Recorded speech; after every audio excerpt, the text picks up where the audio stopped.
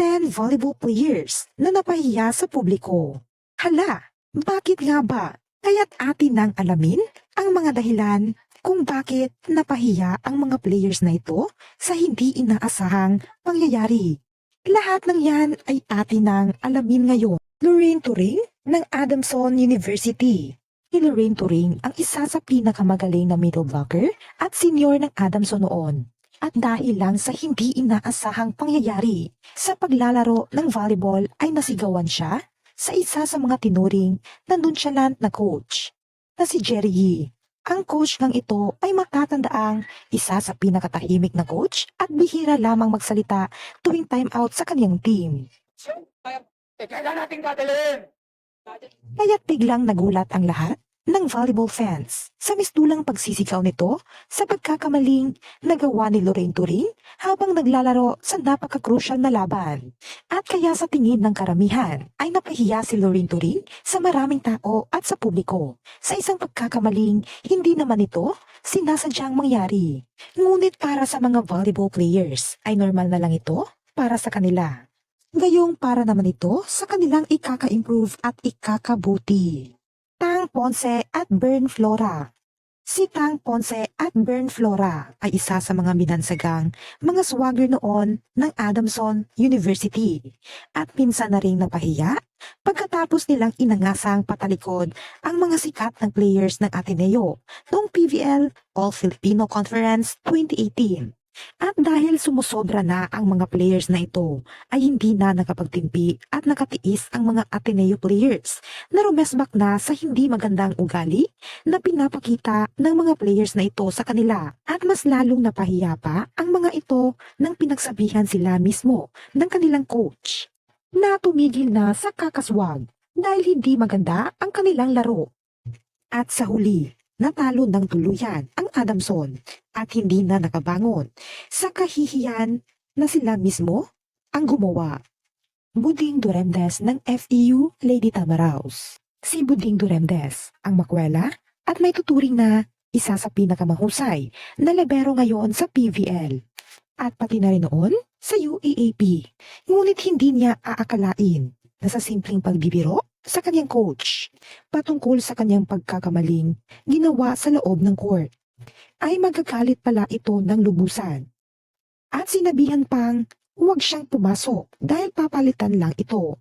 Kaya't napahiya tuloy si Buding Duremdes, hindi lang sa kanyang teammates, pati na rin sa mga volleyball fans at sa mata ng publiko. Hey, mga papasok ka. Joanna Maraginot ng Nooy Ateneo Lady Eagles. Si Joanna Maraginot, labis ang kinatuwa ng karamihan nang siya'y opisyal na nag-comeback noong season 83 bago magkaroon ng pandemic. Nang sa inaakalay hindi na ito babalik pa pagkatapos nilang hindi makatungtong sa finals noong season 80. Marami ang nagsasabi na yun na ang pinaka-nakakalungkot na exit sa volleyball career ni Joanna Maraginot. Ngunit sa kanyang pagbabalik noong UAAP Season 82, 2 laro lamang ang kanyang nalaruan. At hindi natin aakalain na ang kahuli-hulihang laro pa niya ay kontra sa kanilang arch rivals na De La Salle University. Kung saan hindi na naman sila pinalad na manalo. Ang mas nakakalungkot pa doon ay napahiya daw si Joanna Maraginot sa ginawa ni Coach Almadro. Kaugnay umano sa paninisi ni Coach O kay Jo Maraginot. Dahil marami ang nakasaksi sa biglaang paglapit ni Coach O na tila ba'y pinagsabihan umano ito na kinagulat naman ng kanyang mga teammates. At pagkatapos ng kanilang laro, napayakap na lang si Joanna Maraginot sa kanyang ina.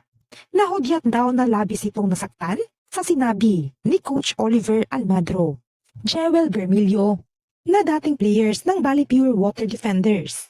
Si Jewel Bermilio, na kahit man hindi masyadong kilala noon bilang isang libero, ay biglang naging kilala na siya'y napahiyang binatukan ng isang Serbian import na si Djokovic.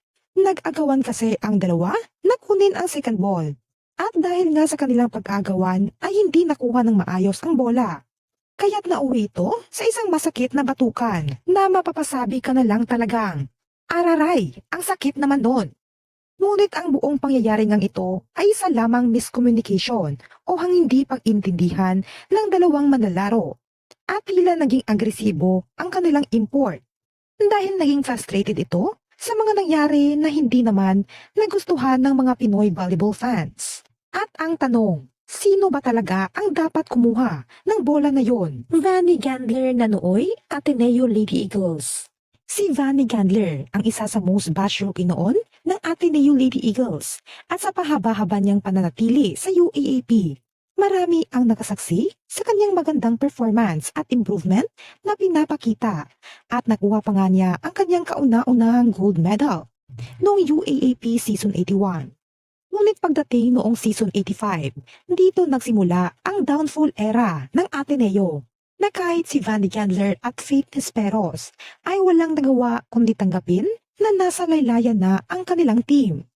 At dito na rin nagsimulang hindi gumagana ang sistema ni Coach Oliver Almagro para sa Ateneo. Dumating pa nga sa puntong ito sa isang timeout.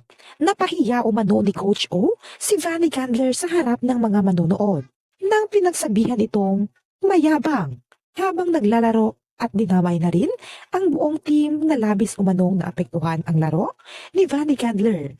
Kaya't napaiyak na lamang ito sa mga masasakit na salita na galing sa bibig ng kanyang coach. Ngunit marami naman ang nagsasabi na ginagawa lamang ito ni Coach Almagro upang maituwid ang hindi magandang laro na ginagawa ni Vanny Gandler.